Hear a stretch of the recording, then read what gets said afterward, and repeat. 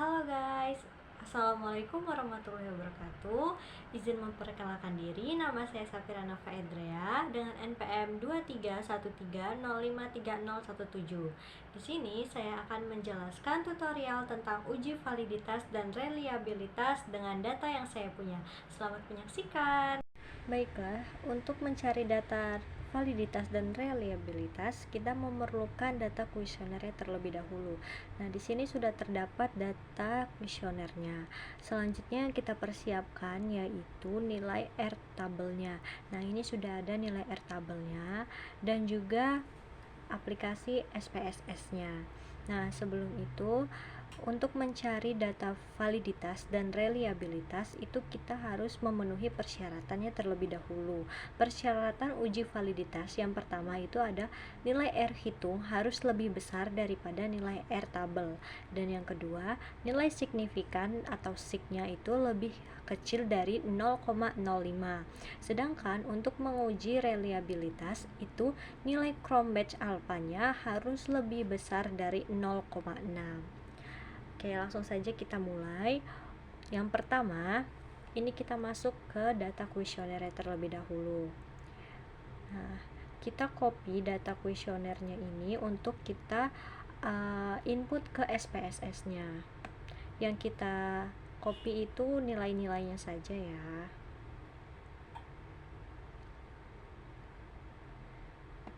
Kita pakai CTRL-C, lalu kita masuk ke SPSS-nya.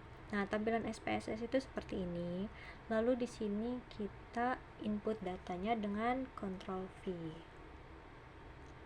Nah, jika sudah menampilkan seperti ini, kita ubah dulu ininya menjadi pernyataan dan total seperti yang ada di data tadi.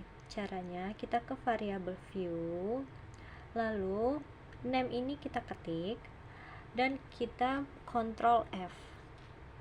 Nah, kita klik replace, lalu di find ini kita ubah menjadi var 000. Nah, di replace with ini menjadi P atau pernyataan. Nah, kita klik replace all, kita close. Nah, maka ini akan berubah menjadi pernyataan 1, 2, 3, 4, 5 dan seterusnya. Nah, pernyataan 6 ini kita ubah total karena tadi saya hanya mempunyai pernyataan sampai 5 saja. Nah, pernyataan 6 ini kita ubah menjadi total. Selanjutnya kita kembali ke data view. Nah, maka ininya sudah berubah menjadi pernyataan 1 sampai 5 dan juga total seperti yang ada di data tadi. Lalu untuk menguji validitasnya, kita bisa pencet yang analyze, lalu kita pilih yang correlate, selanjutnya kita pilih yang bivariate. Nah, ini pernyataan 1 sampai total ini akan kita pindahkan ke variabel ini. Caranya ini semua kita Ctrl A, kita blok, lalu kita klik yang tanda panah ini. Maka ini sudah berpindah ke variabel. Selanjutnya kita klik OK. Nah, maka data untuk uji validitasnya sudah tampil seperti ini. Nah, untuk mencari apakah data ini benar-benar valid, itu kita harus memenuhi dua persyaratannya tadi. Persyaratannya yaitu nilai R hitung harus lebih besar dari nilai R tabel. Nah, saya mempunyai N-nya itu jumlah responden yaitu 35. Nah, 35 itu dinilai R tabelnya kita memakai yang ini, taraf signifikan 5% nya 0,334. Maka nilai R hitungnya itu harus lebih besar dari nilai R tabel. Nah, yang saya punya data ini, kita lihat yang di percent correlation totalnya itu 0,897. Maka data saya ini yang pernyataan pertama itu 0,897 lebih besar daripada nilai R tabel yang 0,334. Berarti pernyataan satu saya itu valid. Dan yang pernyataan 2 itu 0,900 itu lebih besar daripada 0,334, dan ini juga pernyataan kedua saya valid. Pernyataan ketiganya 0,833 itu lebih besar dari 0,334 dan itu juga valid. Pernyataan keempatnya 0,589 lebih besar dari 0,334 itu juga valid, dan pernyataan limanya 0,828 lebih besar daripada 0,334 dan itu juga valid. Nah, untuk persyaratan kedua, nilai signya ini harus lebih kecil daripada 0,05.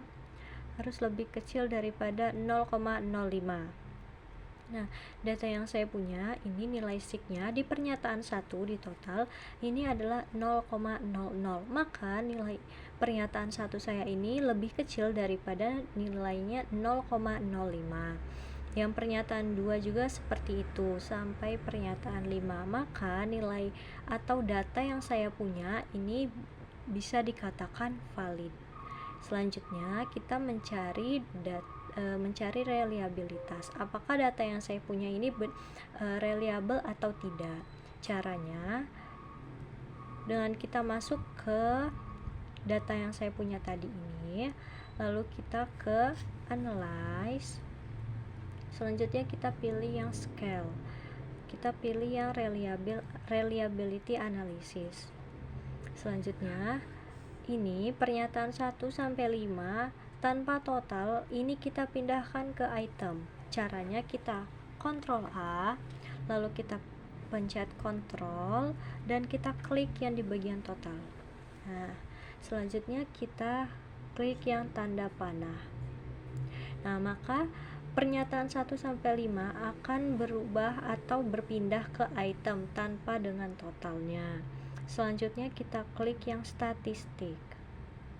Nah, ini yang di descriptive for, ini kita klik yang scale if item delete, terus kita klik continue. Nah, sebelum itu kita lihat dulu modelnya, itu kita pastikan kita klik yang alpha. Nah, setelah itu kita klik OK. Nah, di sini sudah tertera data reliable-nya. Tadi di persyaratan apakah data itu reliable atau tidak, nilai Cambridge alpha-nya harus lebih besar dari 0,6. Nah, data yang saya punya ini nilai Cambridge alpha-nya adalah 0,856 dengan 5 pernyataan atau 5 item. Dengan responden saya 35 orang. Berarti data yang saya punya itu reliable karena nilai Cambridge alpha-nya itu lebih besar dari 0,06. Mungkin itu saja yang bisa saya sampaikan. Terima kasih.